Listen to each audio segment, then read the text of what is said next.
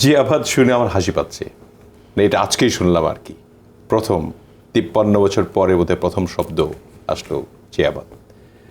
আমরা জিয়ার আদর্শ ফলো করি এবং জিয়ার আদর্শে রাজনীতি করতে গিয়েই আমরা এই ফেসিবাদের বিপক্ষে আমরা অবস্থান নিয়েছিলাম এবং সেই অবস্থানের প্রেক্ষিতে পুরা 16 বছর প্রায় আমরা একাধারে আন্দোলন করেছি এবং এই আন্দোলনের প্রেক্ষিতেই এটার ফসল হিসেবে কিন্তু আজকের এই যে গণ অভ্যুত্থানটা হলো, এটা কিন্তু মেইন পার্টটা এই 16 বছরের আন্দোলনের প্রেক্ষিত।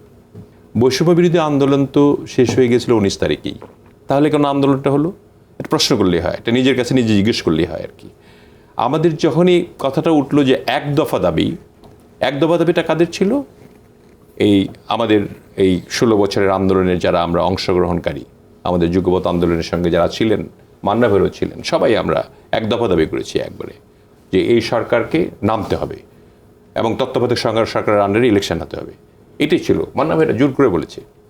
তো আমরা বলেছি আমরা এক দফা দাবি, যখন এক দফার কথা আসলো, এক দফা এক দাবি, মানে এই সরকার কবে যাবে?